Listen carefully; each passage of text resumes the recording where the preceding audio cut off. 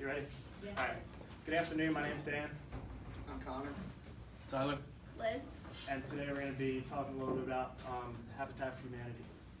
I'm sure you've all heard of the recent Hurricane Irma. According to an article written by Eric Spillman, Irma destroyed about 25% of houses in the Florida Keys. So Habitat for Humanity helps support people who are stuck without shelter. We've all spent a good bit of time researching, and Tyler has actually volunteered for a similar organization. Now, natural disasters can happen at any point in time, so that's why we have a local chapter here in Chester County. Our local chapter volunteers here in Westchester as well as around the country whenever a natural disaster occurs. In order to help out our local chapter, we just ask that you donate your time. During our presentation today, Connor will discuss the problems Habitat for Humanity addresses, Liz will speak on the solutions, and Tyler will explain how you can take action. So before I address the problems that Habitat for Humanity helps out with, here's a little background about them. They were started in Americus, Georgia by a farmer and biblical scholar, Clarence Jordan. Jordan and the other members that soon joined them, which I think was immediately 2 of them, and then more people kept joining.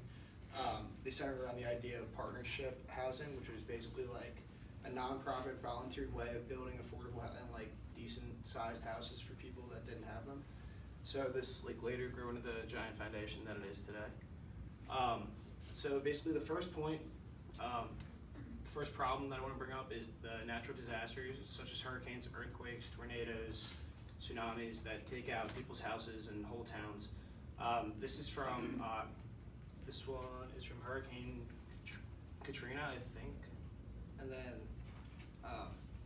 so like you can see the destruction that's done there. Recently though, Hurricane Harvey was a Category 4 storm that primarily hit Texas and Louisiana this past summer, and it affected an estimated about 13 million people, and at least 82 people were pronounced dead by the end of it. So that's a pretty like shocking number. And many of those people who weren't dead are now homeless. So that's a big problem. And actually like a while ago, my brother went down, he was in high school, he went down to New Orleans in the summer of 2014 to help build houses for Habitat for Humanity. And that was in 2014, and that was from Hurricane Katrina that hit them. And Hurricane Katrina hit in 2005, so that was almost 10 years later that they're still rebuilding. And he just told me that they were able to rebuild houses. He put in insulation, laid down cinder blocks. So it was hard work, but he took one of those excursion trips down to do it.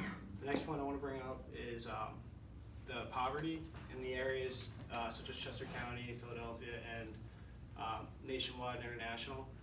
So there are almost 600,000 people without homes in the United States, and about 700 in Chester County alone, which is about 6% of the population.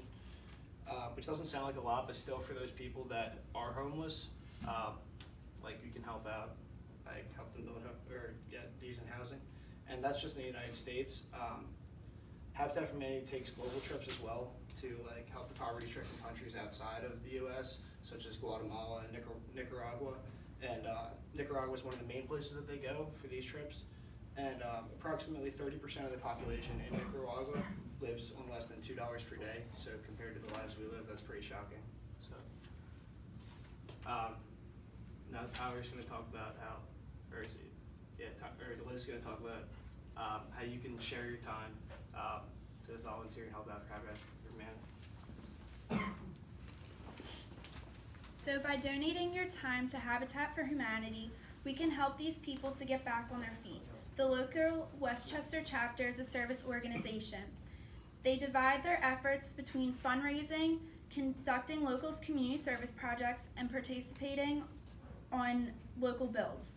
In the past, they have had fundraisers at local restaurants and even holiday parties. They recently got together to make blankets to donate to the hurricane victims. You can easily help out with these small actions on their downtime. If you are really willing to give your time and effort, we suggest that you attend the next build. Another way you can fix these issues is by donating whatever money you have laying around. Now, I know that we're all broke college students, but think about all the people with no shelters or food in this freezing weather. These natural disasters and recent lows in the economy has taken a lot out of some people. A small amount can make a huge change. Even if you do not want to simply donate, you could always attend a fundraiser that is sponsored by your favorites, for example, Chipotle. By taking action on these solutions, Tyler will now talk about how we can help these people in need. Alright, so how to take action. Again, you can donate time or money, and for money, of course, any donation counts because we're college students, $1, that'll help. Also, if you're not looking to donate money, but like you want to donate time, you can attend a meeting. It's in Sykes every Thursday at 6:30. Sum it all up. Dan introduced Habitat for Humanity and discussed the recent natural disasters that affected this charity. Connor discussed the problems that the storms caused and the poverty in Chester County. Liz gave solutions to these problems, and I discussed how you can donate. As Westchester students, we all would appreciate if you donate your time and money to help this charity.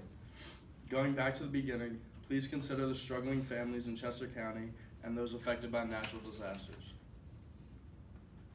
Please help spread awareness for those without roofs over their head to help get them back on their feet. Thank you all for your time.